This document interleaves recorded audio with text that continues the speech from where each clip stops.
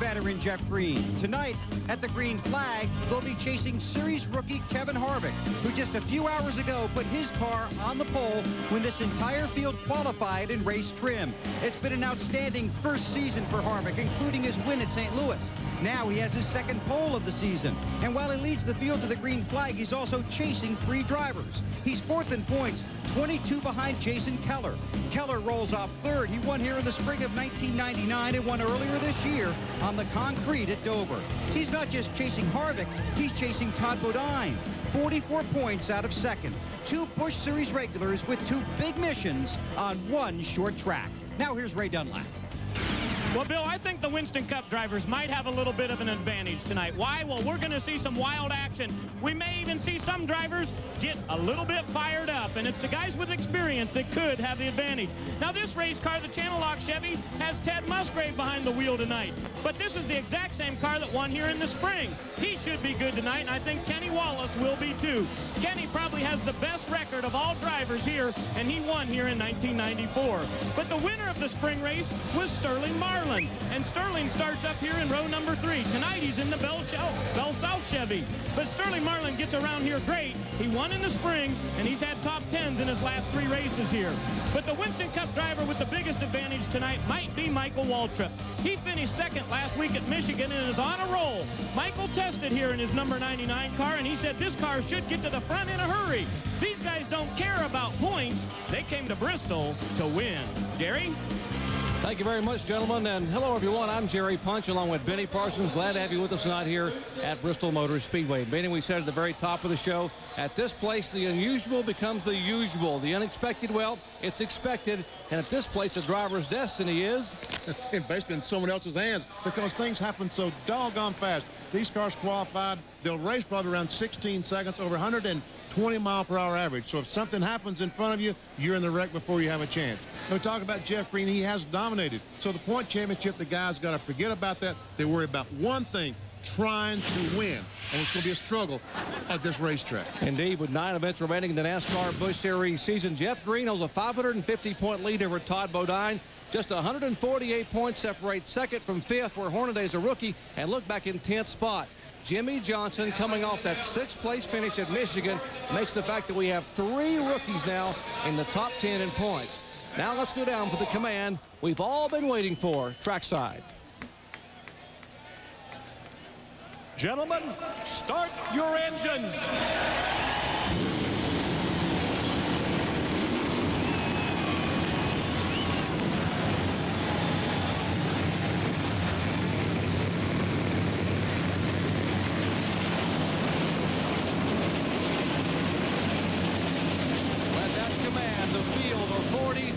Roars to life for 250 laps of action on this high bank concrete cage we call Bristol Motor Speedway.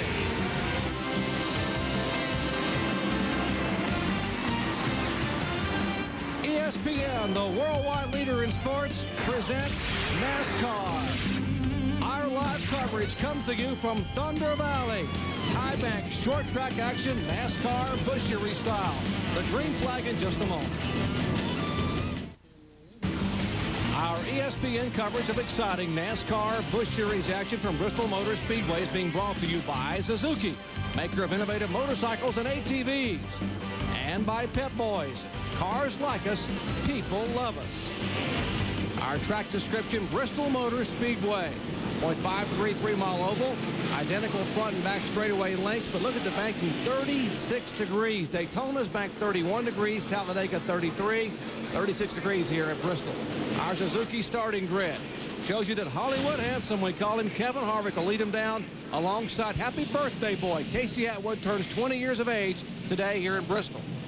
And we see Philip Morris back in the 15th position, driving the number 30 car, 16 through 30. Tony Raines leads that group. Jason Jarrett back in the 11 car. He will start 30th. And the remainder of our starters, there were 47 cars, or pardon me, 54 cars attempting to qualify here. Jeff Fuller takes a provisional back in the car number 77. Onboard cameras, there are 9 of them in tonight's event. And there's a new one, the State Fair Corn Dogs, the 71 car. Dick Trickle, Jimmy Johnson. We see the lights still on the pace car up there. Glad to have you with us for exciting short track action. Final visit of the year for the NASCAR Busch Series cars to Bristol Motor Speedway.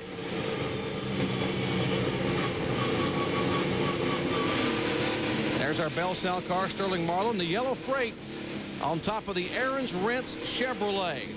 Car number 99 for Michael Waltrip, who starts in 4th position. Our race analysis for the Food City 250, 250 laps, 133.25 miles, $698,000. The pit window for fuel, if we were ever to get that far, but I would doubt it tonight, because of the action we see on the short tracks, is about 175 to 190 laps. No doubt will be caution flags before fuel would ever come into play here at the Bristol Motor Speedway, because you see lots of caution flags because it's banks, as we showed you, 36 degrees. They go into them about 135 miles per hour. It's very difficult to run side by side, but you sometimes have just got to do it. All right, our safety car pulls away, and Matt Abernathy is ready to wave the green flag at Bristol, Tennessee.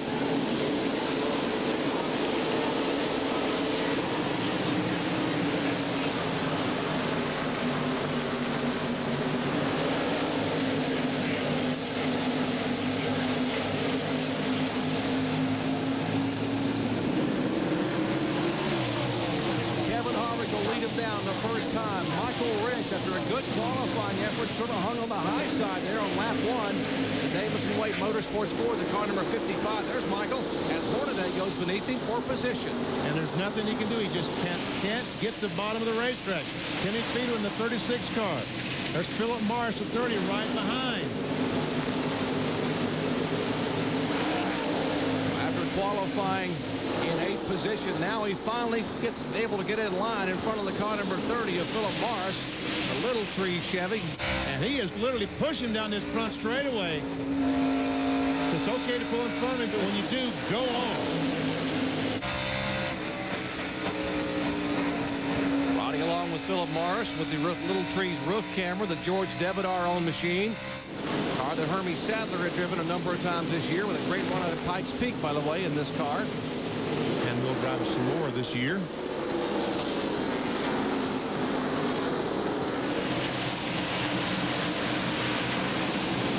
So Michael Rich did go on. He pulled in away from Philip Morris. We see Kevin Harvick trying to pull away from Casey Atwood as Jason Keller, the 57 car, tries to stick his nose under the 27, can't quite do it.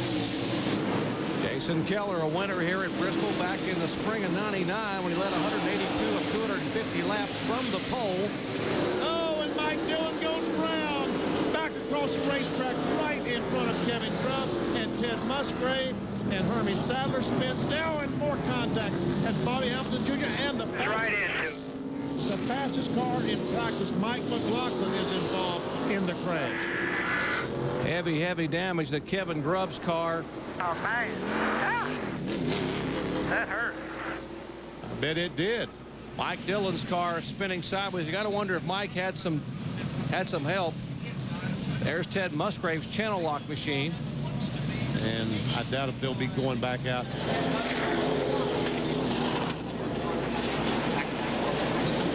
Let's go down to Ray. Well, you're exactly right, Benny. Ted just came on the radio and said oil all over the windshield. It's obvious that a lot of damage to the engine there. I think their day is done. Oh, what a tough break early on for so many competitors.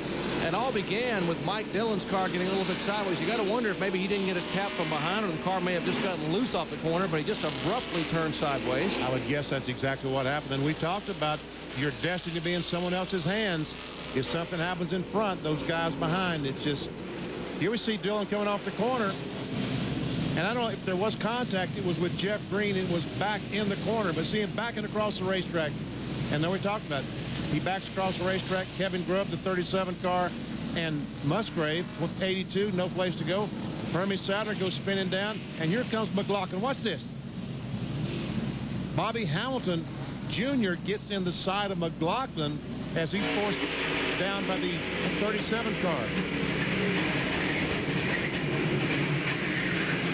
Watch Nick Trickle trying to get through it in the Snyder Trucking Chevrolet. And now from the back of the channel lock machine.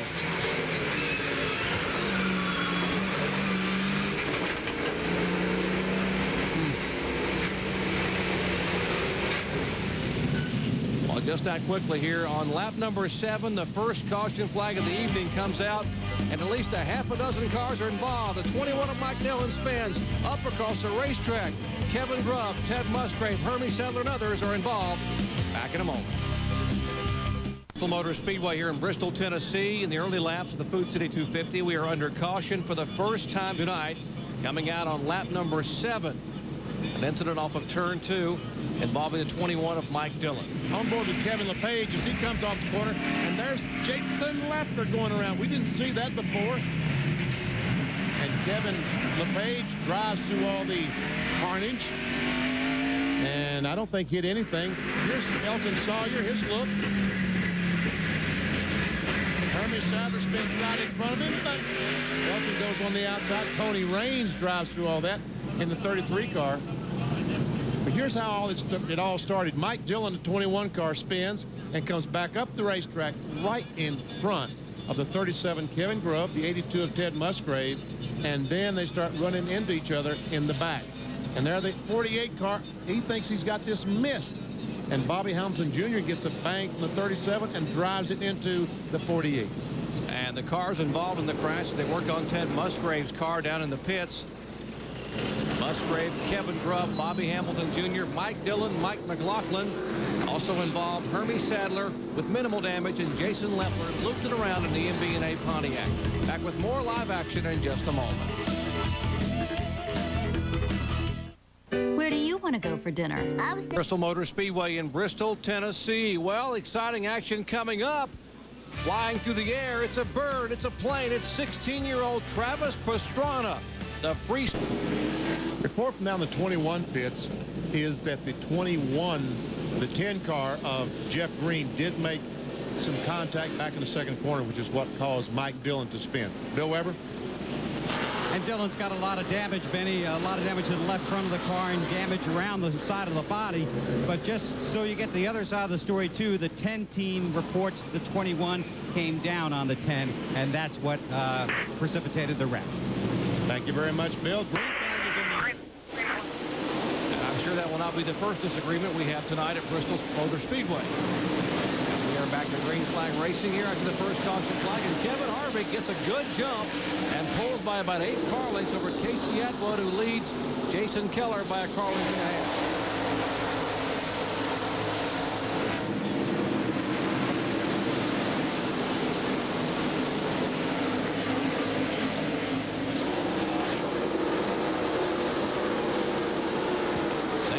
Racing here. We are still inside of 25 laps of 250. In fact, we'll click off lap number 20 that time by. There's David Green, the 34 cars, started back in the 38th position and is being shown right now 21st. Although about 5 or 6 of them wrecked to help him go by those cars, but nevertheless. David Green, the 1994 Busch Series champion in that car, former winner here. Back at Bristol Motor Speedway. How about the 77 car, Benny? Jeff Fuller started back in 43rd position in a provisional starting spot. And now running the 28th position. Show you the top of the show. There have been 10 different Busch Series winners in the last 10 events here, and Jeff Fuller was one of them. Yes, he was. One in the 59 car, or the ST Motorsports car here several years ago. That 39 car that you see behind Jeff Fuller is Andy Kirby, who runs a few races each year in the NASCAR Busch Series. But may be coming full-time next year. On board for the Clarence Brewer car. Out front, heating up a little bit now for second position.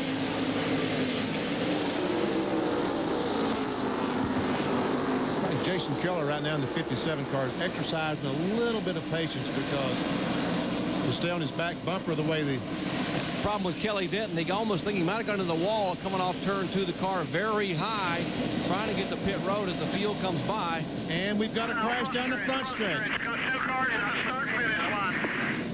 I see Dick Trickle's involved. Blaze Alexander's involved. And the 18 of Jason Leffler's involved. At least 3 cars involved off the corner. And it just keeps getting worse and worse for Blaze Alexander. There's Jason Leffler with a lot of damage to the right side of his car. Boy, and Leffler didn't make it unscathed this time. He spun on the previous caution flag and didn't get a scratch. This one he's not quite so lucky for the Joe Gibbs owned car. The impressive rookie driver will head to pit road. There is the Dick Trickle car, the Snyder trucking team trying to pull some sheet metal away. Let's show you what happened here on lap 25. There we see someone, it might have been, looks like the 92 car of Jimmy Johnson. Gets in the Trickle coming off turn 4 and turns him around, and he spins back across the racetrack, very similar to the, and Randy LaJoie is also involved. We see LaJoie was hit by Blaze Alexander, and he runs into the outside retaining wall, and looks like some pretty good damage to LaJoie's car. Let's see. This is Jimmy Johnson on board the Alltel onboard camera. There he is, and there's the bump, and there's Johnson goes by.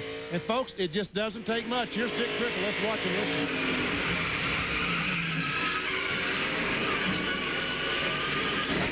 See Leffler come by. There's Blaze Alexander. You hear the contact. Looks like Blaze Alexander, the kind of week Blaze has had, I mean, it would be sort of typical. That's the way he would end this week. It'd almost be assured that Blaze would be in some kind of crash. His crew chief was fined $22,500 last week after Michigan, where he finished about 39th. He tested at Richmond Monday, came home Monday night and found his boat on the bottom of the lake. It had, had sunk. And now he's a victim at an incident on lap 25 at Bristol Motor Speedway. We are working caution for the second time tonight. Back with more live Busch Series action in just a moment. Perfect timing. Back for the green flag at Bristol Motor Speedway. I'm Jerry Punch along with Benny Parsons, Bill Weber, and Ray Dunlap, bringing you live NASCAR Busch Series action from Thunder Valley.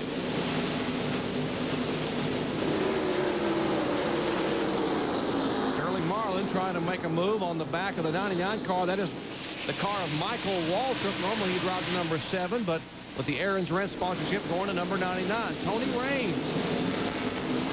And we see Todd Bodine, last week's winner, get on the inside of Philip Morris, take a spot away, and now here comes Elton Sawyer trying to do the same thing. And Philip, the freight train has just started. You're going to be the caboose when this thing's over. Wow, Todd Bodine last August started 35th and finished 5th. He works traffic like a master here at Bristol, Tennessee. And Philip Morris got back in a hole. How about that? Good job. See Jimmy Johnson back there working on the back of Hank Parker Jr. in the black and yellow number 53. That's a battle for, I'm sorry, Jerry, a battle back for the 16th position. That indeed is Elton Sawyer. Running a little over 116.8 miles per hour. Still looking for his first win this season. Had a second up at Nazareth.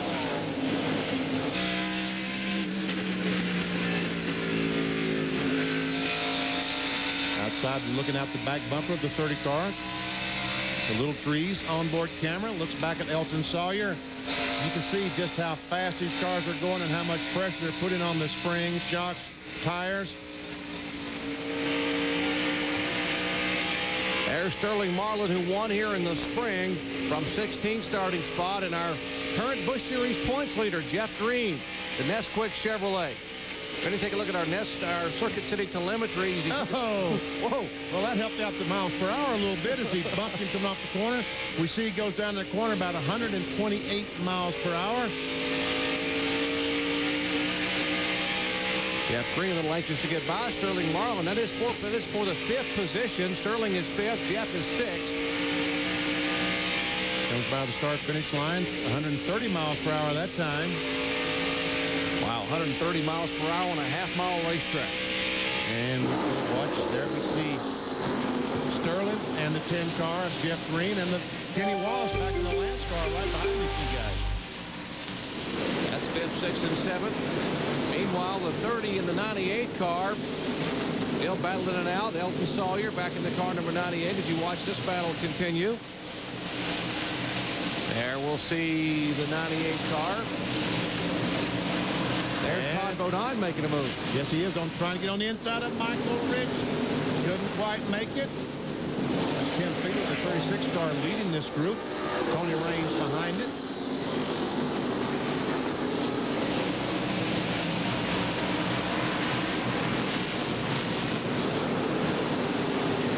Todd Bodine started back in 20th position, being shown in the 12th spot. Tim Feeder with a 36 car is in 10th. Then comes Michael Rich, 11th. Todd Bodine, 12th. The 33 car of Tony Raines. That's the Bayer car. And Jimmy Johnson is up in the wall. Whoa! Oh, man, Mark Green just barely got by. And Jimmy Johnson gets the Alltel Chevrolet going. But there's some pretty good damage to the left rear. You're going to come around. You're going to get caught up and come around, okay? That's Rambo. Now, this thing is bad loose. Now it's worse. Yeah, it's going to be a lot worse now. Hustle up. Hustle up. Come on. The rear deck lid knocked off. Hey, let's tape that deck lid down. Get us some bungee cords. We're going to tape that deck lid down. Lauren, watch the spotter. Watch the spotter. Rambo is Tony Liberati, who is the crew chief there for Stanley and Randy Herzog. Let's watch what happened a moment ago to Jimmy Johnson. I think we're going to get some contact with Jimmy Spencer. There we see the contact. And wow, Ricky Craven, that red and blue car almost spun down on the apron of the racetrack. On board with Jimmy Johnson. Let's listen going down in turn 3.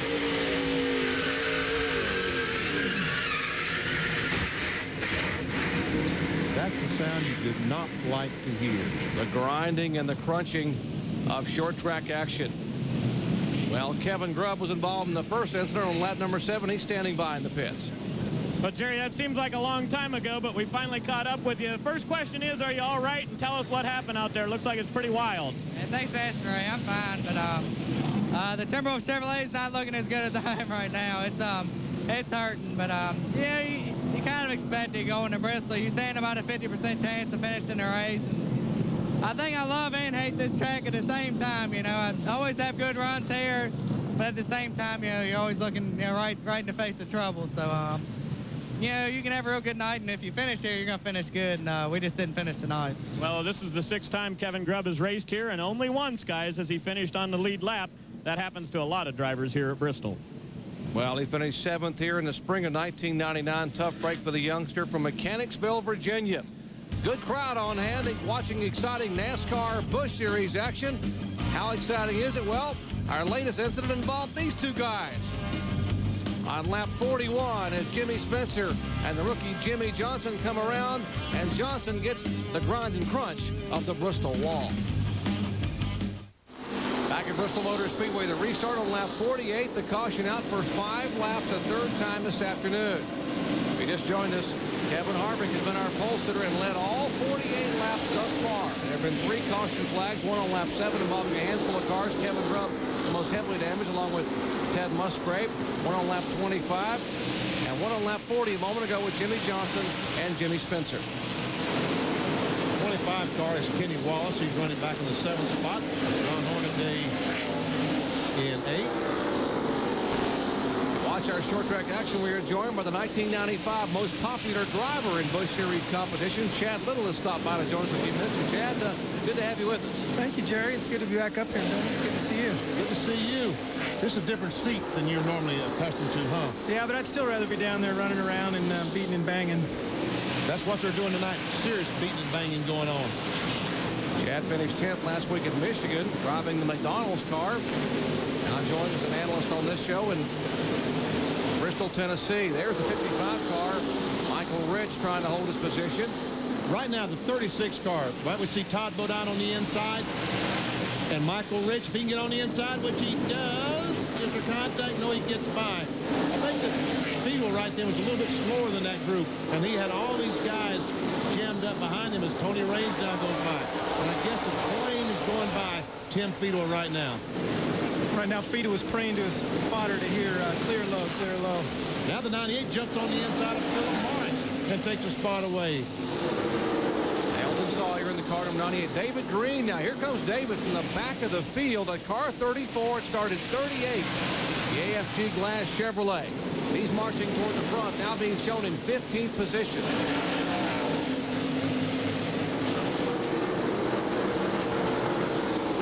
Jeff Fuller being passed by Jeff Purvis in the 4 car. Lyndon Amick in the 35, and Phil Parsons making a little contact with Fuller as they come off 4. Now Fuller dives to the bottom of the racetrack. Remember, Jeff Fuller started back in 43rd position. The Lear UAW Ford has moved all the way up into the top 20. Mike McLaughlin, the 48 car, we saw him involved in that early crash, but he has his car back on the racetrack. It looks like it's running pretty well. Chad Little, as you watch this, is there such a thing as a clean pass at Bristol, Tennessee? Can you get by clean without having to just rub somebody? Well, it's really hard because when you're on the inside and guys on the outside of it, you don't have a chance to kind of scoot up in the middle as your car wants to take you. And the guy on the outside doesn't want to give too much room because he's already worried about the freight train behind him. So it's a tough thing. How tough is it to control your temper here when you get beat and banged on here lap after lap? The tempers are out of control from the start of the race. So, it's just a matter of trying to make sure that when you do get mad, you don't put yourself in jeopardy. One driver told me, said, I'm mad when I buckle up the race out here. We hadn't fired the engine yet. I'm already angry. That's Bristol, folks. That's what it's all about. Chad Little joining us as an analyst along with Benny Parsons. I'm Jerry Punch. We are showing 59 laps complete. Now 60 laps complete of the 250 here, which make up this Food City event. See Hermie Sadler, the 7 car. And I don't think he wants to hit that 30 car because that's basically his car. He'll be driving that some the rest of the year. Oh! Just drives in on that 4 car. Jason Leffler back on the racetrack in the Indian 8 car. That was Philip Morris's radio. They told him, okay, you're clear. Go get that 36. Pass that fella. He said, I don't know who's pushing worse, the 36 or myself. That was Philip Morris talking. What he meant by pushing is when he goes into the corner, the front end scoots up in the middle and it doesn't turn or get directional coming off, so it's hard to use that throttle. Feito up Philip Morris. Feito with the 36. Philip Morris the 30. Hermie Sadler. Meanwhile, up front, here's the guy they're chasing, the AC Delco Chevrolet. Rookie driver, yes, I said rookie driver, 24 years of age, Kevin Harvick, driving for Richard Childress. Already a winner this year, already a winner this year. We can see he's stretched out pretty good on Casey Atwood in the 27 car. That's Casey in the Castrol, been followed closely by 57. Jason Keller, that is a battle for second and third. Casey Atwood, if you just joined us, celebrating a birthday today. He is now 20 years of age. And Buckshot Jones, a 00 in the Cheez-It car, he crashed in practice today, had to go to a backup car, and it looks like he's really struggled trying to find the handle on this backup car. Buckshot being shown 33rd, a lap down. 30 cars, 32 cars are on the lead lap, with Jason Jarrett being shown as the last car right now on the lead lap.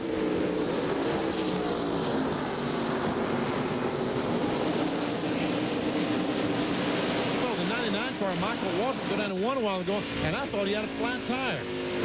Watch as he goes up the racetrack past the slower car of Mike Dillon. But the last time I didn't think a slow car was there, and Michael was up there. We'll have to check and make sure that his car isn't pushing, and he's driving the car up there trying to find some grip. Benny, we're right now in that segment of the race where the guys are probably wanting tires. They're waiting for the next caution to come in and get new tires, or that, their cars are starting to slide up and they need some new rubber on those things. One thing about it here at Bristol, it won't take long for another caution flag, will it? No, they're pretty safe in knowing that they're going to get one pretty soon. Remember, in the Busch Series now they have a tire roll, and it's probably 3 sets. 2 sets under caution here today. They'll allow them 2 per position, so they'll have to sort of monitor what they want to do, but we're almost a third of the way through, so as you said, Chad Little, if they get a caution flag, these guys are going to want some fresh rubber.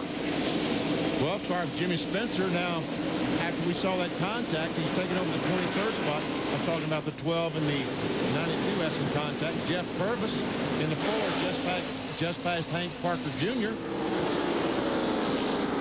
Porter Cable Pontiac for Purvis at the car number 4. The 23 is the Agree sponsorship. That is Ricky Craven. That is for position. They're being shown back in 21st and 22nd spot. Kyle Petty, the sprint car, has spent several visits to pit road on the backstretch. I don't know what they've been working on the car, but whatever they're doing, it looks like it's making the car better. Kyle got nailed about 15 laps from behind on one of the restarts and had the car completely sideways and saved it off of turn 2. Now the 12th car is trying to pass on the outside. Okay, it looks like he's past the 40. Oh! Thought there was contact there, but I guess not. I think Kyle was pretty polite there. Now all of a sudden Kyle's car looks like once again he's having some trouble to get around the track. Kyle Petty, the Sprint PCS Chevrolet. And the 12 car Spencer very high and slow on the racetrack. Gotta wonder if he's maybe cut a tire. And there's just no place to get down.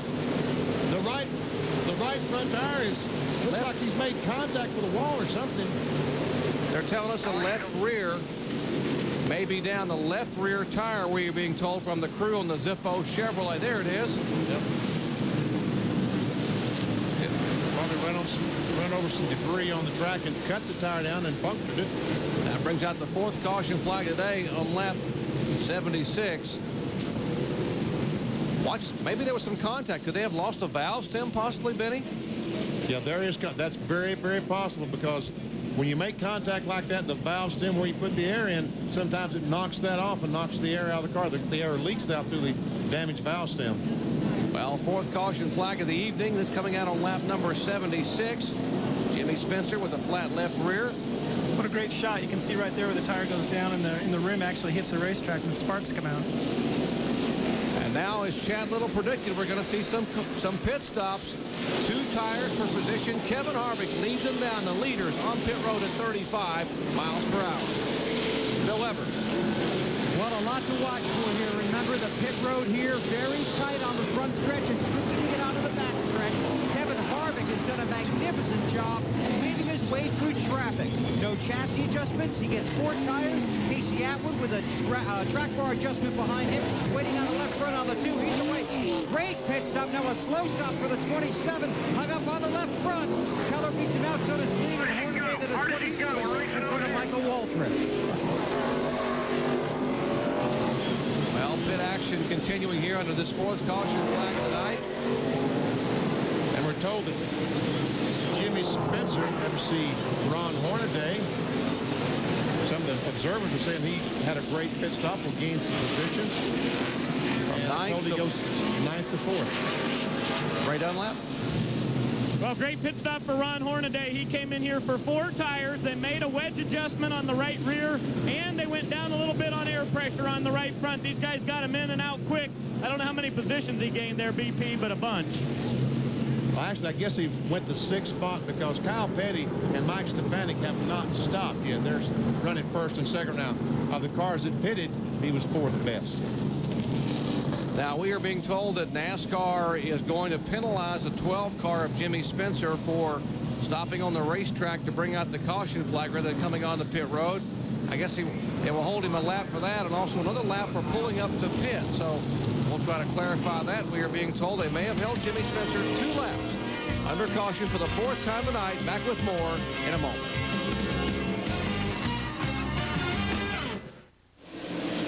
Restart lap 82 after 5 caution laps. Kyle Petty being shown as the leader. He did not pit in the Sprint Chevrolet. The car that's in front of Kyle is Phil Parsons. He is now back on the tail end of the lead lap. And Kevin Harvick, the 2 car, moves into the 2nd spot as he goes by Mike Stefanik. Jason Keller gets on the inside, so he goes into 3rd. And now here comes Jeff Green, as we said all night. Once you get on the outside, the train just never seems to stop. And we see the 27 is in front of the 3. I guess on your further review, NASCAR said that the 27 beat the 3 out of the pits and put him back in that spot. Yeah, he was pitting near the end of pit road and pulled up with his nose across the line, so therefore he was going to be able to be in front on the restart. There's a 99 car, Michael Waltrip, our yellow freight Panico onboard camera. He's back in the 7th position. 90 car loses another spot, and battle for the lead, and Kevin Harvick back in front. Harvick goes by Kyle Petty. Here is Jason Keller trying to go by Jeff Green. The 10 car is our points leader. And Hornaday had the audacity to try to drive up on the outside of Casey Atwood.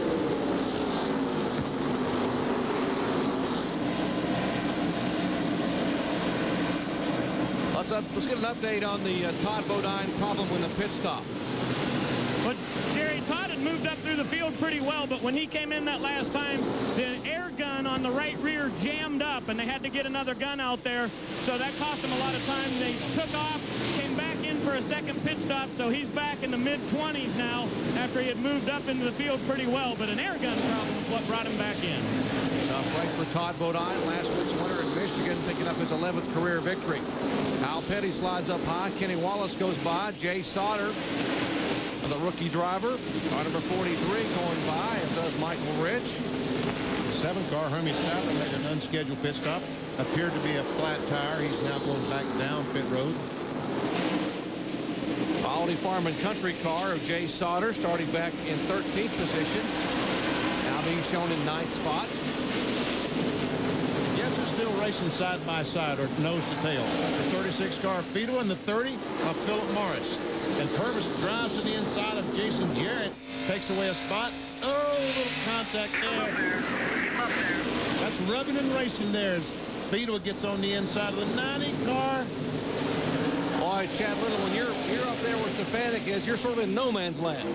You know, it's really a tough place to be because obviously his car isn't working very good or he wouldn't be up there. He's wanting to get down, and there's so many cars out here. If he does get down, he's got to go right back up. It's a no man's land. It's a tough place to be, and you're really relying on your spotter a lot, not trying to get in anyone's way. See Todd Bodine after that problem in the pits is trying to work his way back to the front. Last time by, he was in 24th position.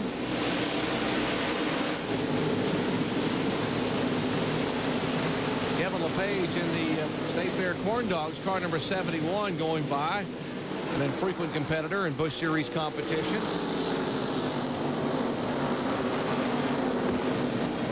Andy Kirby, the Williams Travel Center Chevrolet.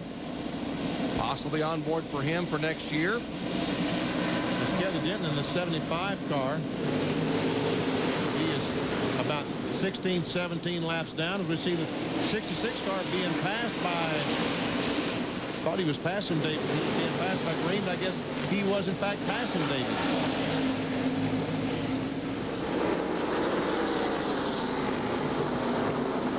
Todd Bodine now being shown back in the 20th position, moving his way up after you heard Ray Dunlap comment on the problems on pit road with the air gun. Todd is a master at working traffic. I told you at the top of the show, he finished 5th here last spring, or I started last fall in the August race from 35th starting position.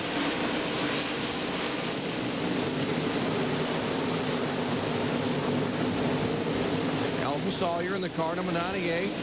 Last year's Rookie of the Year, Tony Raines, getting a close-up view of the Alka-Seltzer Chevrolet. There's Elton Sawyer. He's running the 11th spot. And Tony Raines, we see some pretty good damage to the left front of his car. Back in 12th position. There's the injured car of Triple continuing around the racetrack. Well, you see these cars all bent and folded up in the front. I guess, well, how much does aerodynamics play here, Chad? I mean, not very much, really. I mean, you know, you could almost take the fenders off the car here, and if the car's handling really well, you'll still run just as good. But, you know, what I noticed in the in-car camera shot there is it's hard to appreciate at home, but our cars at home very seldom see more than about 1 inch of wheel travel in the shock when we're driving on the street. Here on these cars in the corners, we're seeing 4.5 and 5 inches in the rear shock travel, and that's how violent the cars are moving up and down here in the corners is the speeds that we're going into these corners and exiting the corners. How much of that do you actually feel in the driver's seat? You feel a lot. You feel a whole bunch of it. You know, it's a lot smoother now than it was a couple years ago, but at the same time, it's still very bumpy. And you notice the cars when they go in and they exit, they drive off the concrete a little bit and onto the pavement. That's where you really feel it. Hank Parker Jr. in 53, being challenged by Todd Bodine. Both of them trying to get up on the inside of Mike McLaughlin in the 48. I guess the reason McLaughlin isn't going anywhere is the car in front of him, the 35. Lennon Amick. All these cars get on the inside of Ricky Craven in 23, taking spots away. 3 stories high is Bristol Motor Speedway. They call it a 3-story high concrete cage.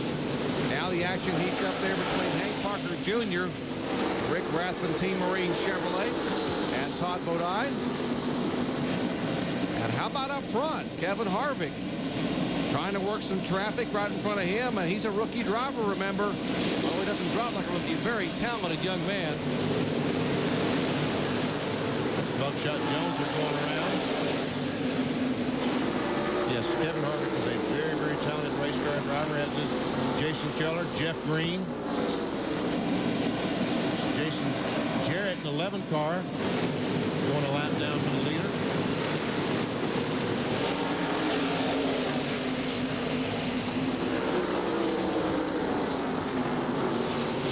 Well, as you watch these guys, some of these Winston Cup competitors running in the Busch Series, Chad, what about plans for the rest of this year to run some more Busch events and maybe even next year? Well, I don't have anything definite next year yet. We're still working on a couple things. Of course, I'm talking with Kyle Wells a lot, but as far as running some Busch races, yeah, I've got plans to run another 3 or 4 Busch races, and we'll just have to wait and see. Busch races are a lot of fun to drive as a Cup driver. You don't have the pressure on you as you normally would in the Cup Series, or the points pressure, that side of it, so it's a lot of fun to go out and do that. Did a great job in the McDonald's car last week at Michigan, finishing 10th. Thanks for coming up and visiting a little bit, Chad. Chad Little. Tomorrow night we will see you here running 500 laps at Bristol Motor Speedway. And I hope I can run all 500 of them. Yeah, if you run 500, you're going to have a good finish, aren't you? Great night. Sure. Yeah. Thank you guys. Chad, good luck to you, man. All right, Chad Little, former most popular driver in the NASCAR Busch Series, will be wielding a John Deere Ford here tomorrow night at Bristol Motor Speedway. Side-by-side action everywhere. What's typical Bristol, Benny? Well, side-by-side is not typical. Nose to tail is typical, and we see the 77 and 53. Jeff Fuller, Hank Parker Jr., and Fuller takes that spot away. Well, I'm impressed with Jeff Fuller. 43rd starting position, and he's now being shown in 21st spot, giving that Lear Ford a ride of its life. As we approach the halfway mark here, moving in on 125 of 250 laps, and this, the 19th running of the NASCAR Busch Series Food City 250. Kevin Harvick is our leader. Back in a moment. Welcome you back to Bristol Motor Speedway. I'm Jerry Punch, along with Benny Parsons, Bill Weber, and Ray Dunlap, bringing you exciting live NASCAR Busch Series action. Kevin Harvick, car number 2, is our leader as he gets to halfway, this time by the cross flags from Matt Abernathy. 125 laps down, 125 to go.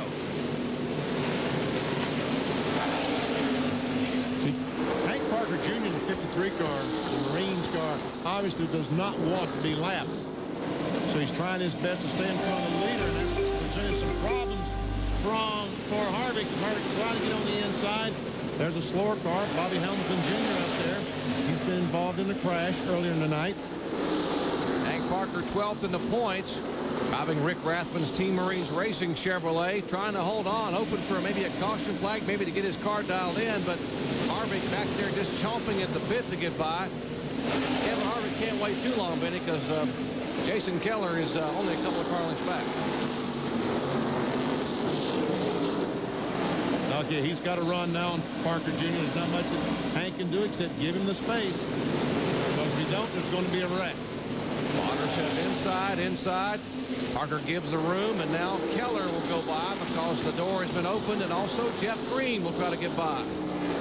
Battle for the 7th position. Kenny Wallace, a 25 Lance car, takes it away from Hornaday.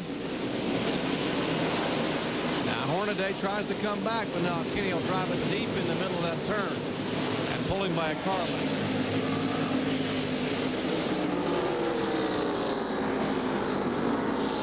Kenny Wallace started in 9th, currently being shown in 7th position, the Lance Snacks car for Ed Renzi. Erling Marlin, the Bell South colors, the 01, battling with fellow Winston Cup regular Michael Waltrip as we look back from Michael's yellow freight bumper cam. Michael is running in 5th spot. And you see the last time that Sterling Marlin was about a half mile per hour, a little more than a half mile per hour faster than Michael as they go by Andy Kirby in the 39 car. Oh, heavy traffic up front. Jeff Fuller, the 77, about to go a lap down. Kyle Petty is going a lap down the sprint car. Remember, he was the leader when they restarted this thing. heavy congestion up front, right in front of the leader, Kevin Harvick. They go by the injured Blaise Alexander car. Again, if you just joined us, the car number 2, the AC Delco car, is our leader. That is Kevin Harvick. The 77 and 48 are trying to keep him going down laps as Harvick is trying to pull up behind them. 48, Mike McLaughlin, excuse me, Benny. This is really helping the guys back off 6th to 15th, because as Harvick is trying to get by these cars, they're slowly making up ground on, let me see, Harvick almost getting on the inside of McLaughlin. They're closing up on Harvick. Boy, they're losing valuable time with the leaders here. Knocking off 2 seconds there. Trying to get around Mike McLaughlin, who was in 20th position. And now there will just be 19 cars on the lead lap with Jeff Fuller in the 77 car. The red car right in front of the leader. They're going in the turn. That is Jeff Fuller in 19th position. He just passed the 35 car, did Fuller, to take over the 18th spot. And now the 35 of Lyndon Amick being lapped by the 2 car of Harvick. Now the 57 goes by.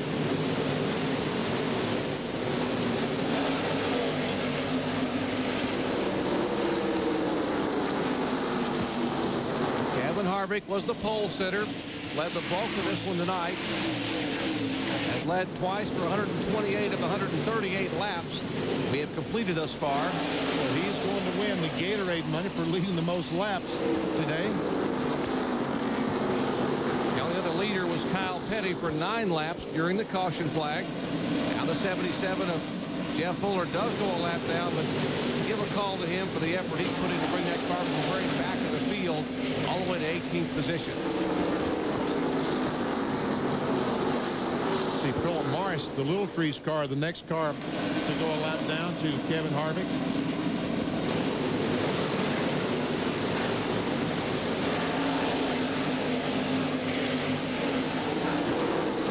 Jeff Green, car number 10. He's our points leader, the Nesquik machine. Now Harvick moving on the inside of Philip Morris. It took Kevin Harvick a little while to figure out the NASCAR Busch Series. I knew that he was a terrific, talented race car driver and would do great, but it looks like it took him about half a year to figure it out. But in the last 6 or 7 races, it looks like he's pretty well got it figured out. What a talented young man. 1998 Winston West Series champion, a former Southwest Series rookie year back in 95. Ran the NASCAR Craftsman Truck Series in 99, where he finished 12th in the points.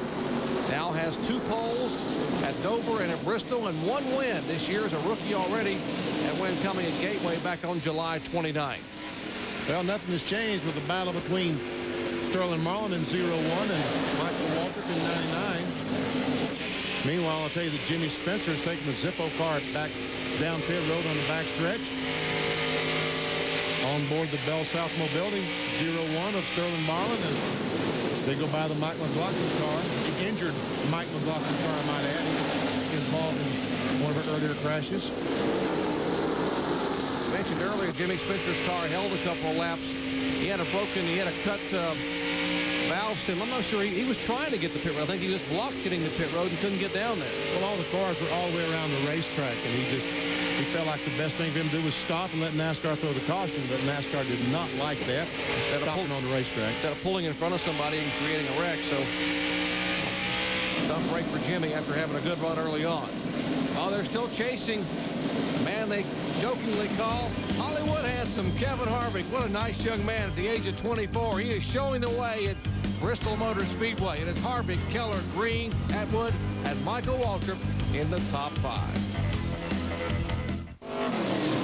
Back at Bristol Motor Speedway, pit action continuing now because of a caution that came out on lap 150. The leaders have been on and off pit road. Casey Atwood's car now being held in the pits because he was pitting with the right side tires outside of his box. What a terrible break for Atwood. Here's what happened a moment ago to bring out the yellow flag. Philip Morris comes off the corner, and there's some contact, appears to be with the 77 car of Jeff Fuller, and around goes Morris, and you can see just tremendous contact with the inside wall. Bill Weber? Well, Casey Atwood sits on pit road being held by NASCAR for pitting outside of his box. Now he's going to be released. The argument from the crew is that he could not possibly fit into his box because there was a car already pitted behind him and a car in the stall in front of him.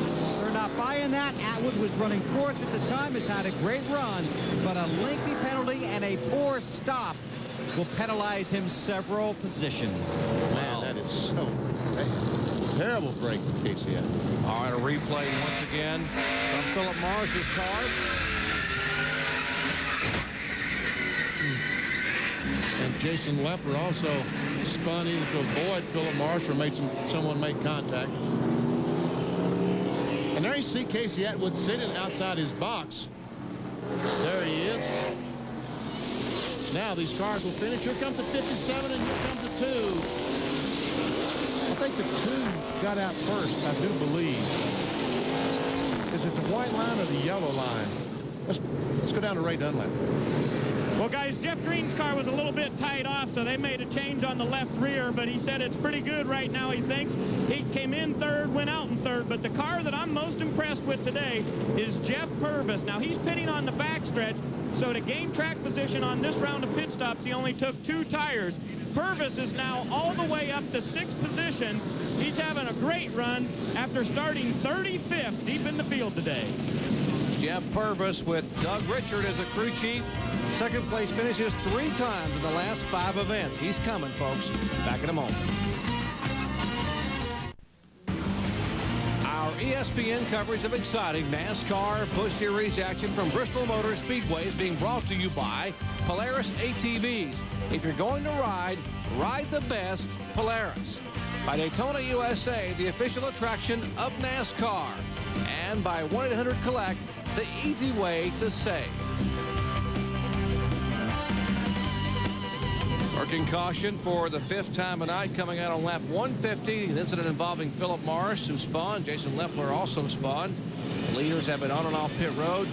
And we are showing Kevin Harvick now as the first of the lead cars to get off of pit road according to NASCAR scoring. So he will be at the front of the field. Jimmy Spencer behind the pace car. Jimmy in the car number 12 being shown 6 laps back in the 33rd position.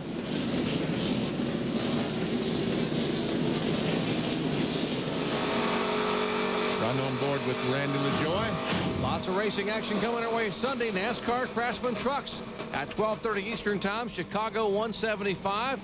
Followed at 2:30 Eastern Time. The Northern Light Indy Racing League Series, the Kentucky Indy 300. That's where our buddy Bob Jenkins is up at the Kentucky for the Northern Light Series event at 2:30 Eastern Time on Sunday afternoon. Let's go down to Bill Weber. This is the left rear tire off Casey Atwood's car. He couldn't get in his stall. Not only was it tight, but because this tire was flat, the car would not turn. You can see how this tire gives. Obviously, this one does not. He had a flat left rear that prevented him from making the turn to get fully into his stall. He did get penalized for not being properly in the pit box. And that penalty cost him a lap. He's being shown a lap down in 16th position. He was running 4th prior to that pit stop and that costly penalty. Wow, tough break for Casey Atwood. Now Jimmy Spencer's in the 12th car past the 2, and here comes Atwood. He's going to go. Now will Jason Keller try to fall in by the 2 car? Looks like he is. Atwood's got his lap back, but how about the lead? Here comes Jason Keller on the inside of Kevin Harvick. Side by side down the back straightaway.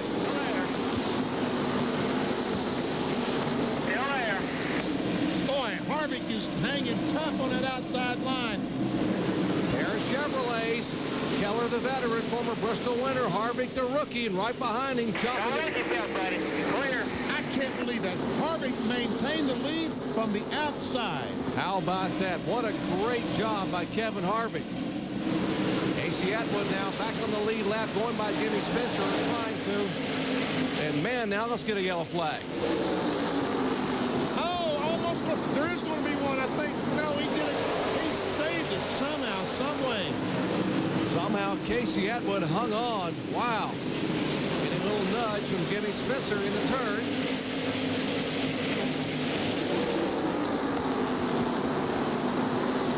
Side-by-side action. Harvick the leader. Atwood trying to stay on the lead lap. Now pulls Harvick by half a car length. Now once again, he'll fight his way back and go by the 12 car.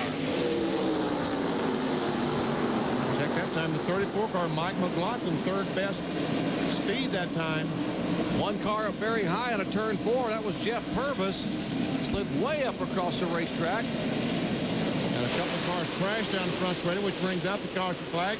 Michael Rich is one of them in the 55, and Kelly Denton is the other in the 75. Lap 163 will have the 6th caution flag of the night. Michael Rich, a great qualifying run in his Ford Taurus.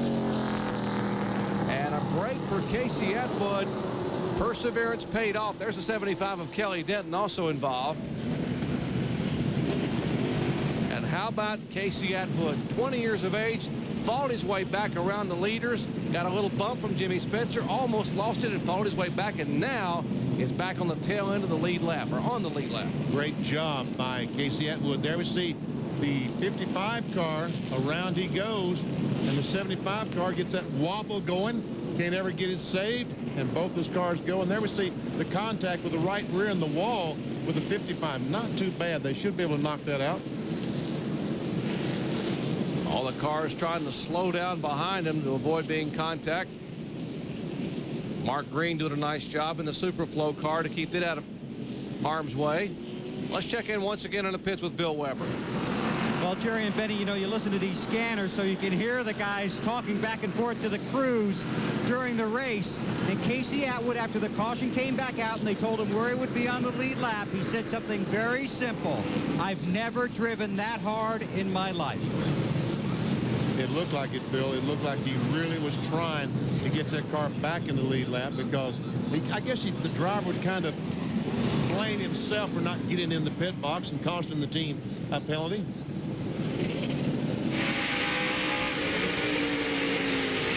Oh, Purvis goes there. You talked about very, very high. That was the contact with Sterling Marlin. That's how Jeff Purvis went up across the racetrack. Talking about Casey Atwood, it was announced earlier this week that he will run 3 Winston Cup events before this year is out, driving for Ray Evernham in a Ford Taurus. He'll run at Richmond, Martinsville, and Homestead. And this young man has a lot of talent. He just proved right there that he has got a tremendous amount of ability. Yes, he does. Getting set for the restart after the caution. Race car's in. Green flag. Couldn't have said it better myself. Green flag, lap 168. After the 6th caution flag of the night. Boy, the 2-car Kevin Harvick catch a huge break. The 57 was hung up behind the 77 of Jeff Fuller. Harvick got by him. Keller did not. Oh, look at Fuller come. He's trying to get that lap back. Fuller's 1 lap down in 17th position. And if this was an audition for a job somewhere, I'd hire Jeff Fuller. He is driving his heart out, coming from 43rd starting spot, but may not have enough oomph in that car. It's already been bent up a little bit, as now Jason Keller goes by, and Fuller will... Here's Hermie Sadler in the 7 car. He is shown 2 laps down in 27th position, driving for Ed Whitaker. He goes by.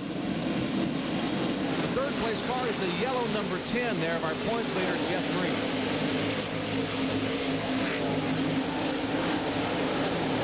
Well, the good news is Casey Atwood got his lap back. The bad news is he's back in 15th, which he lines up too wide.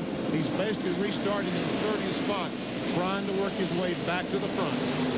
I've got to believe in the years to come, NASCAR fans are going to remember this night when they saw what Casey Atwood did and watch him knife his way through traffic in years to come.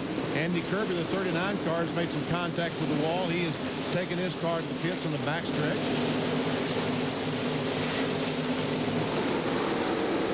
Hit it twice. Williams Travel Center's crew now coming across. Clarence Brewer car. There's a rumor that possibly this young man, Andy Kirby, talented driver, will be full-time next year in Busch Series. Williams Travel Center's on board. Good to have him on full-time in Busch Series competition. Jason Keller will not let Kevin Harvick get away. Casey Atwood talked about how hard. I always see the 25 car, Kenny Wallace, takes over the 4th position from Sterling Marlin. 4th, 5th, and 6th. That's Wallace. You're riding along with Sterling Marlin, and right behind him is the 99 of Michael Waltrip. There's the yellow freight roof cam, the Aaron's Rents Chevy for Michael Waltrip, the Ronnie Silver prepared car. First of 6 events that Michael will drive in Busch competition with Aaron's Rents as a sponsor. Here's we wind down the 2000 season.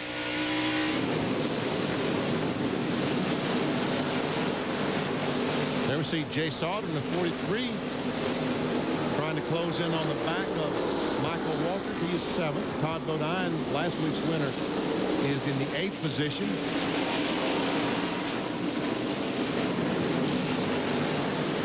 They close in on 50 laps to go. Lap 178, up 250. Good crowd on hand enjoying NASCAR Busch Series action Bristol style. High bank rubbing and bumping. Back with more in just a moment. Back at Bristol Motor Speedway in Bristol, Tennessee. I'm Jerry Punch along with Benny Parsons, Bill Weber, and Ray Dunlap. Bringing you exciting live NASCAR Busch Series action. Anxious moments just a moment ago for Jason Keller trying to work traffic, but he hangs about 2 car lengths back from Kevin Harvick. Will not let Harvick get away. And I tell you what, one more caution flag and Kenny Wallace get up in this mix. That NASCAR has moved up to the 4th spot. Having watched him on for the last couple laps, he has been faster than the leaders. There's a 3rd place car, Jeff Green.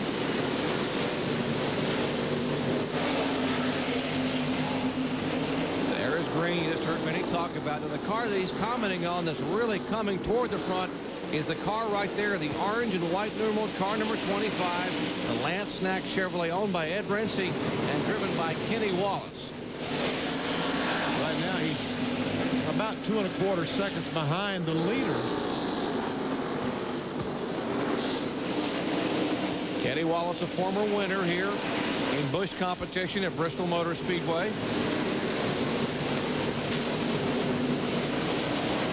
6th and 7th spot, Benny. That's Michael Waltrip, the 99 car. He's in 6th. Todd Bodine in 7th. And they're about to switch that because Todd's about to go in 6th. Oh, little contact there.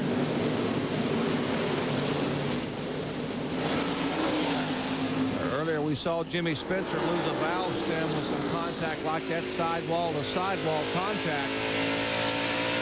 Now Michael Waltrip goes back by Todd Bodine.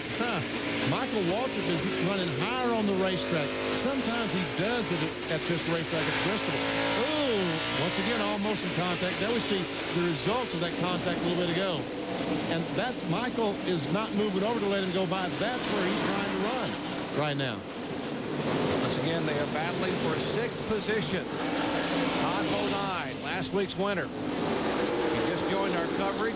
Ray Dunlap reported earlier that Todd had an air gun problem on a pit stop, had to restart back in about 29th position.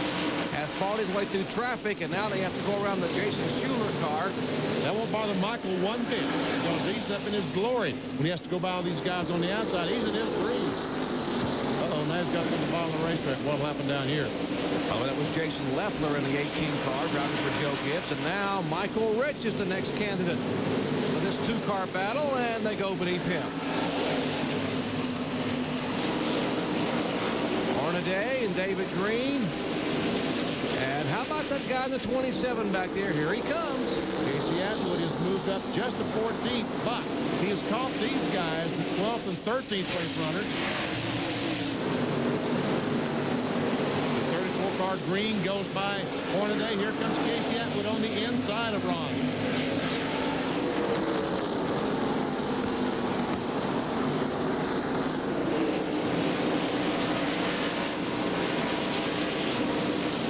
A moment ago, these two were side by side, and they will be side by side again if we just give you a few seconds here. Todd Bodine, well, he was going to try to pull back up on the inside of Michael Waltrip. And Atwood gets on the inside of Hornaday. That's the battle for the 13th spot. So Casey Atwood from a lap down moves into 13th. Casey Atwood's best finish this year has been 7th 3 times. He did it at Texas, New Hampshire, and Nazareth. Driving the Castrol GTX Chevrolet for Clarence Brewer. Clarence has got to be smiling from ear to ear. So is Ray Evernham, I'm sure, watching this. Yes, he is.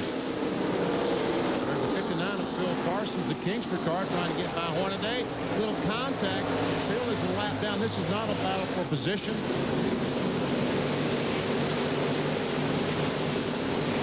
Guess what, folks? Would you believe the 66 and 99 are side by side? Well, not anymore. Well, Todd Bodine able to make the pass and slide right up in front of Michael, and Michael, now he'll fall back single file. We'll see if Todd Bodine can now pull away a little bit. Back up front, Kevin Harvick going beneath Mark Green, the Superflow Chevy. Less than 50 laps to go here in this Food City 250, and Kevin Harvick, the pole sitter, has dominated, leading 193 of 202 laps so far. Back with the final 48 laps in just a moment. Tonight on X Games 2000, it's the Condor versus the Miracle Man. Matt Hoffman takes on Dave Mirra in the Bike Vert, coming up next on ESPN. Got our own form of excitement here in extreme racing, Bristol, Tennessee style, as Kevin Harvick still leads, but Michael Rich is on pit road and Ray is there. Well, Jerry, right rear tire went down on the 55 car. You remember he was in that last caution along with Kelly Denton where they spun down the front stretch, and they came in, changed tires. He went out, ran about 3 laps, and Michael said this right rear's already going down. So they're having a pretty tough luck now, about 3 or 4 laps down. All right, Jerry, Kevin Harvick, the leader, the 2 car, has caught some heavy traffic, which has allowed Jeff Green, the 10 car, to catch up to the 57. And how they work through this traffic could determine who's going to win this thing today with just 35 laps to go. We told you Jeff Green has been here 15 times, and although he's won a lot this year, 5 times, he's never won at Bristol, Tennessee. That's his teammate, by the way, Jason Keller, the 57 car right in front of him, in the Excedrin PM colors for that Chevrolet. Ron Hornaday about to go a lap down as we see Jeff Green, we were talking about. There he is. There's Hornaday and the 36 car, Fedewa. Those guys are running 14th and 15th. Kevin Harvick has now led 207 laps. Then he becomes the first Busch Series driver ever to lead more than 200 laps at a Busch event in Bristol, Tennessee history. 37 races dating back to 1982. He's definitely had a dominant car tonight. There's no doubt about that. And here's Kenny Wallace. He has closed up on the back bumper of Jeff Green. Top 4 cars, nose to tail. And here goes Kenny Wallace trying to go the outside of Jeff Green. He's going to pull it off. Kenny Wallace takes 3rd. He makes a move for 2nd. He's up below you. Come on, we got a dig. Trap him in there. Don't let him in there.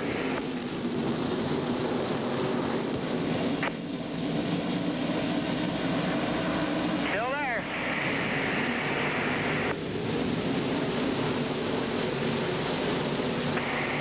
Still there. That's Keller Spotter you're listening to there. Still there. Still there. Still there. Still there. Still there. Still there. I think he's still there, Benny.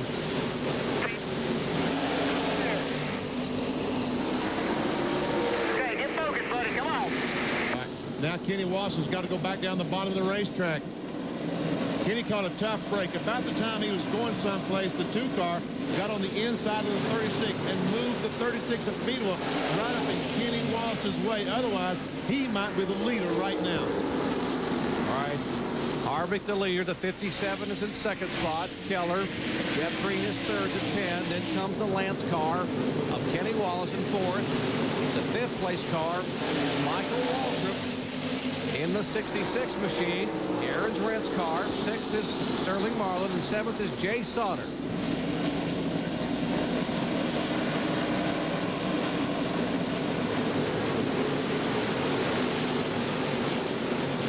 Wallace opened the log at top 10. Final Busch Series event of the season in Bristol, Tennessee. 25 to go. Next time by. 25 laps from win number 2 for rookie driver Kevin Harvick.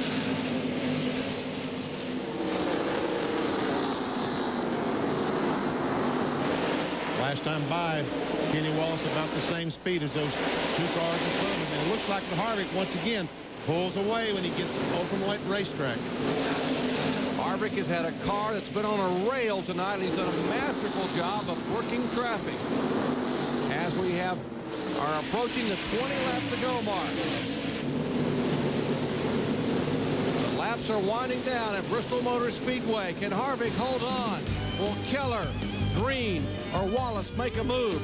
We'll find out when we come back for the final 20 laps.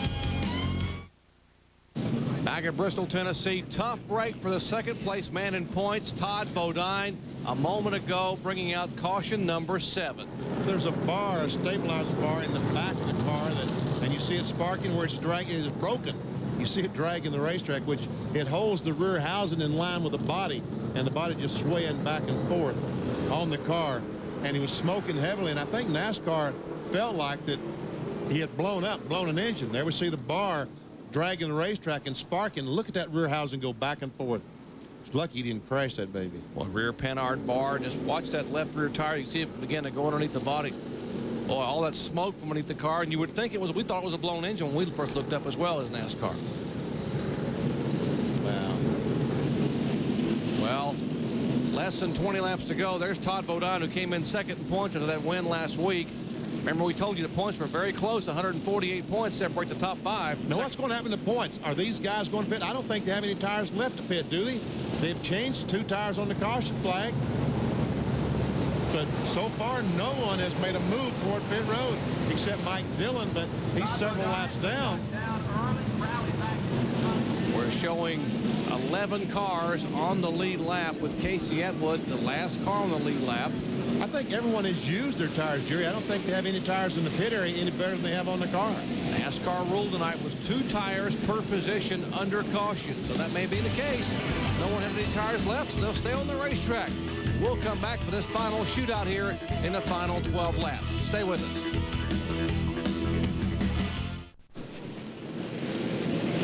Back at Bristol Motor Speedway, set for the restart for the final 15 laps. A shootout here. Kevin Harvick is the leader. Green flag. And none of these cars pitted because, as we told you earlier, 2 tires per position on the caution flag, so no one really had any tires to put on. Here comes Jason Keller, rocketing down the backstretch, pulls right up on the rear deck of Kevin Harvick. And on the restarts, it looks like that Jason Keller, this is his best chance to get in front of 2 cars. Because after they run about 10 laps, it appears as though Harvick will start pulling away. Kevin Harvick awfully good coming off of turn 2. Let's see if Keller can get him coming on 4. It'll be 10 to go. Next time by, Matt Abernathy, Busch Series flag will hold up 2 handfuls to the field. Harvick has led 229 of 238 laps.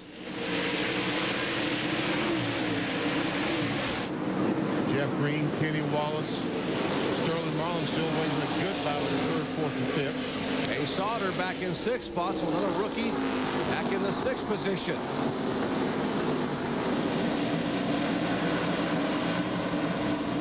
Future very, very bright for the NASCAR Busch Series with these impressive rookie drivers. Hornaday, Harvick, Sauter, Jason Leffler. And already just in a couple laps, we see that Harvick is starting to pull away from Jason Keller. There's no doubt who has the superior car here tonight. Now, if you're Jason Keller, you want to hang on to 2nd spot because here comes Kenny Wallace, Jeff Green, your teammate. Let's go. Otter telling Jason they are indeed chasing him down. Last time by, they were a couple of miles per hour faster than he was.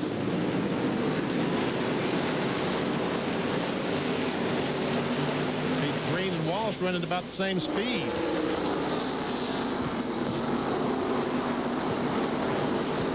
Keller, Green, Wallace, and then Sterling Marlin is the 01 car in 5th position, and Sauter at about a few car lengths back, about 15 car lengths back in 6th. And we look at Sterling Marlin, the quickest car of that last lap. A mile per hour faster. Come on, you buddy, come on. And there's no doubt right now, Jason Keller's, oh, we got a crash. 77, oh, and the 98 hard in the inside wall. McLaughlin goes around and backs into the 98 car. And here they come back to the line, and it will be the 2 car winning the race back to the line. And Elton Sawyer quickly jumps out of his car because there is a fire under the hood. Elton Sawyer's Lysol machine. You take a look at the Eckerd roof cam. Heavy damage there on the car number 98 for Elton Sawyer, who was 6th in points coming into the night. 8th caution flag tonight, coming out on lap 246. Elton looks to be okay. Looks to be very, very, is angry or dejected? Which would be the proper word? Probably both. Now this thing is going, if they stay caution, if they don't throw the red flag, this thing is going to end on the caution flag. And the flagman just picked up the red flag. Red flag. And that is a great call.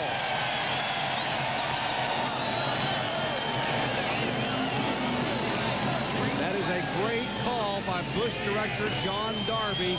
These fans paid to come here, some 100,000 of them, and they deserve to see a green flag finish, and a green flag finish they are going to see. And the cars have stopped on the backstretch until we get this mess cleaned up. They have not. When they come by to get the signal 1 to go, they will complete 246. Next time by will be 247. So we're going to see at least 3 laps of green flag racing, unless we have another wreck and another caution flag. Let's show you what happened here just a little bit ago here. Some bumping and rubbing here. Lap 245, bringing out the 8th caution flag. There's Jeff Fuller getting a little tap from behind. His car goes around. That was Kevin LePage that got into him.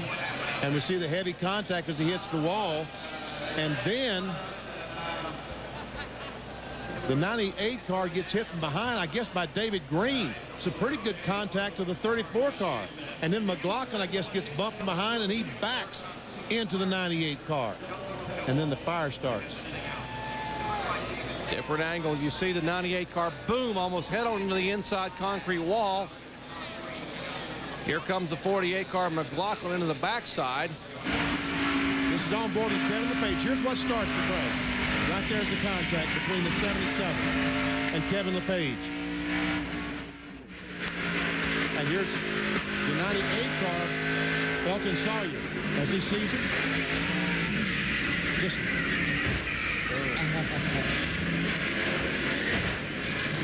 Wow. And there's the fire.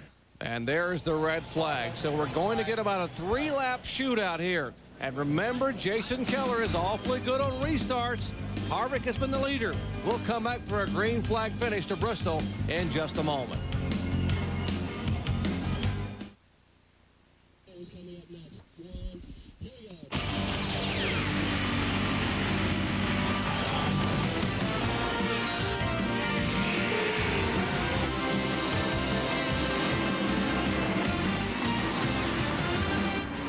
ESPN, the worldwide leader in sports, presents NASCAR. Tonight live from Thunder Valley, Bristol Motor Speedway, we present live Bud Pole qualifying for the 40th running of the GoRacing.com. Back at Bristol Motor Speedway in Bristol, Tennessee, we are under a red flag condition due to a caution flag coming out with just 5 laps to go. NASCAR has red flagged the field so we can get a green flag finish here. That's what they want, that trophy here for the Food City 250 champion here tonight in August. Now, coming up next, we'll be going out to San Francisco for the X Games. So why don't we go out to San Fran for a preview of tonight's events? Here's Susie Colbert. Thanks, Jerry. Action at the X Games hitting a breathtaking peak in the city by the bay. Hi, everyone. Tonight at the X Games, the question is not how high will they go, but whether or not they'll come down. Gravity will be put to the test in Moto X Freestyle and Bike Stunt Vert. 16-year-old Travis Pastrana puts aside his back-flipping attempts and focuses on his quest to win a 2nd straight gold medal in Moto X Freestyle. He is first after the prelims. And in Bike Vert, the Condor, Matt Hoffman, looks for his first X Games medal since 1997 as he rides against the likes of 3-time defending champ and part gold medalist Dave Mirra. Certainly plenty of air tonight at the X Games, coming up next after racing on ESPN. Jerry? Thank you very much, Susie. We're looking forward to all that excitement from out in San Francisco for the X Games, and wow. A little bit of extreme action going here Probably close to 100,000 fans watched what happened a moment ago here with this contact.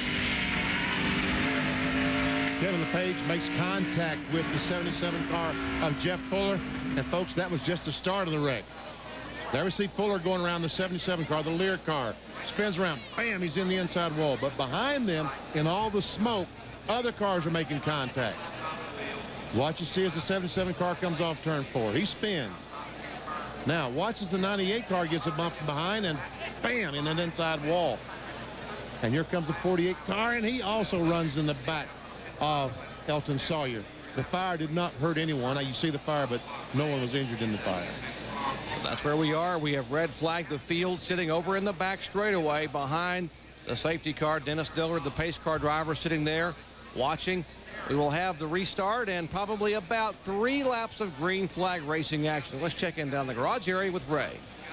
Well, thanks, Jerry. Want to hear from Steve Addington, the crew chief on Jason Keller's car. You went to victory lane here a year ago. What's your prediction for tonight? I don't know. 2 cars pretty tough. You know, this probably get our best chance here with it letting the tires cool down, because he'd pretty much used them up right there. But he's going to give it all he's got for 5 laps and hope we can put this exciting PM Racing Chevrolet in victory lane. All right, good luck. Steve Addington wishing Jason Keller good luck here. It's going to be fun. I love these green-white checkered finishes. All right, that's what we're going to have. A good old-fashioned short track trophy dash, Bristol, Tennessee style. And have the fans come in tonight, and folks, tomorrow night, 149,000 seats, all of them sold. The suites are full, the infield's full. Folks, it's going to be a barn burner. Hard to get much more exciting than this, but it'll be 500 laps tomorrow night for the NASCAR Winston Cup Stars. Back with the finish of Busch action in just a moment.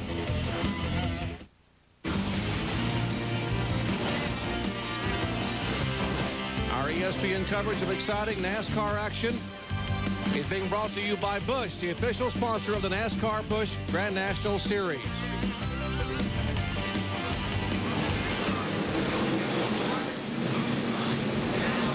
There'll be 1 to go when they come by. When they refire just a moment ago, there was a problem with the car number 57 of Jason Keller. It would not start. We see his teammate Jeff Green pull up behind him. He gave him a push. The vehicle still would not start. And Jason Keller goes to the apron of the racetrack. They sent out a record to give him a push. And all of a sudden, for some reason, the car restarted. I gave him a second push when it wouldn't fire. Again, they are teammates, Keller and Jeff Green. And Jeff's trying to get it fired, still wouldn't start. As I said, he pulled down on pit road. The record comes up behind him, and all of a sudden, boom, it restarts, and he drives away. He goes back to his rightful position in second place, and now we're set for the green flag, Jerry. All right, 2 laps for the shootout. Pace car is off. Kevin Harvick, Keller, Green, Wallace out of turn 4. Green flag. Come on down. It'll be green, wide, and checkered as they come out of turn 2. A mile from the checkered flag is Kevin Harvick.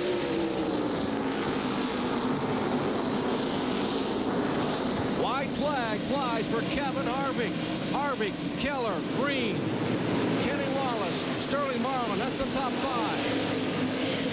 Final time by for impressive rookie driver Kevin Harvick at 24 years of age. And he will come by and take the victory at Bristol Motor Speedway. Impressive run by Kevin Harvick, leading 241 of 250 laps. That, folks, is domination. And he's saying to Jason Keller, thank you very much for running me as clean tonight as you did. There's several opportunities to make contact. They did not. Well, we've seen fireworks all night long, so why not some fireworks when it's all over? How about a great battle between Casey Atwood and Michael Waltrip to the line? Atwood, the 27 car, gets on the inside of Michael Waltrip. This is coming down to the checkered flag. Casey looks like he has the advantage, and he come off the corner. Michael has the momentum, and it's Michael beats him to the line for the 8th position. Wow, great effort by both those drivers, and this young rookie driver picks up his 2nd victory of the season. Let's go down to Ray Dunlap. We want to hear from Todd Berry, everybody. At the top of this show, I said the Winston Cup guys were going to have them covered tonight. You guys sure proved me wrong. I tell you what, Kevin, and this AC Delco Monte Carlo was on the rail all night tonight. Can't say enough about it, man. I tell you what, it was a 4-team effort. You know, if it wasn't for the 21, the 3, and the 31, we combined a lot of stuff. When we got here today, we run 5 laps, and Harvick was satisfied. He said, we're good. We don't really need to practice anymore. We all kind of talked, made a bunch of changes. The 21 kind of talked me into some things that I wasn't really planning on going to do, but it all worked out, and I owe it all to them, you know. Excellent. Good run. Todd Berrier, the winning crew chief tonight here at Bristol. And he heads to victory lane. And we take a look at our final results here. Kevin Harvick dominates. Jason Keller second. Green, Kenny Wallace, and Sterling Marlin at the top 5. Great run by another rookie driver, Jay Sauter, the Quality Farm and Country Chevrolet in 6th. Purvis in the back of the field to 7th, and Michael Waltrip beats Casey Atwood for 8th spot. See, Hank Parker leads that group for 16th position. And Kyle Petty will finish 19th, a couple of laps down. Buckshot Jones back in 27th. He's 4 laps down. And Kevin Grubb, involved in that first lap or third or fourth lap crash, will finish 43rd this evening. And you saw Todd Bodine back in 30th position back there. He came in second in points, had the broken 10-yard bar.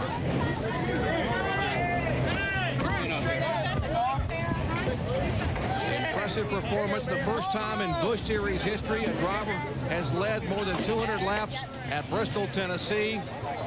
Remember the name, Kevin Harvick. You'll hear it for a lot of years to come in NASCAR.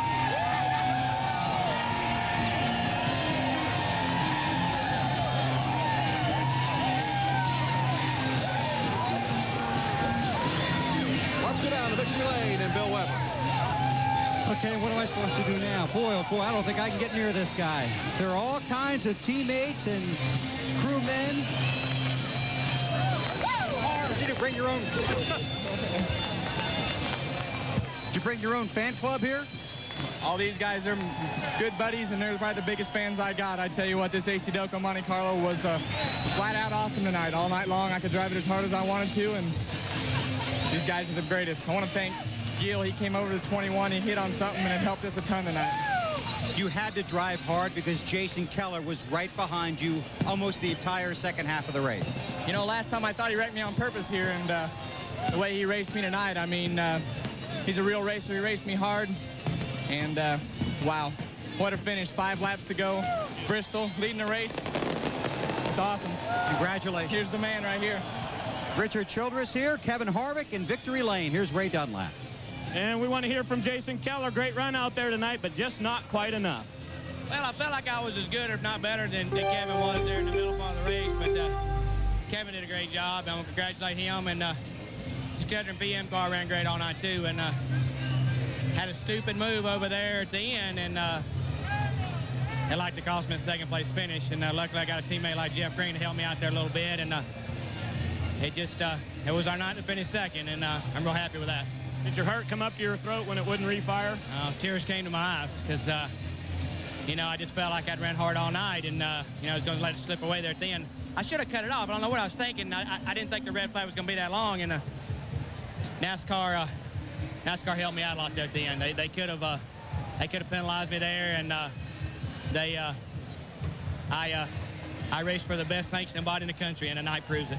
Okay, that's Jason Keller. He'll move to second in the points in the Busch Series. Fair play for all. We'll show you the points now with 8 events remaining. Jeff Green has a 589-point lead over Jason Keller. Kevin Harvick now in third, just 7 points behind Jason Keller. And Todd Bodine, by virtue of that 30th place finish, that really hurt him tonight. He drove his heart out, but had a problem with a broken suspension part. He will finish 30th and slide back to 4th in the points. A lot of racing action to come your way here tomorrow from Bristol Motor Speedway. NASCAR today, 7 Eastern time. And of course, NASCAR Winston Cup, GoRacing.com 500, our live flag-to-flag coverage presented by SkyTel, 7:30 Eastern time on ESPN. RPM tonight will wrap it up at 2:30 a.m. Eastern time on ESPN2. For more, log on to ESPN.com. Well, the celebration is ongoing down in Victory Lane as 24-year-old Kevin Harvick has pulled off something no one else has done in the history of Busch racing. At this racetrack, he led over 200 laps. Remember, coming up next, X Games, Day 7 Prime Time, hosted by Susie Colbert. For Bill Weber, Ray Dunlap, and Benny Parsons, I'm Jerry Punch. Once again, congratulating 24-year-old Kevin Harvick. All the action we had tonight, the spins, the grinding crashes, the loops, and Harvick dodged them all to lead 241 laps and pick up his second win in the year 2000. It's been a presentation of ESPN, the worldwide leader in sports. For more, log on to ESPN.com. Congratulations to Kevin, and so long from Bristol.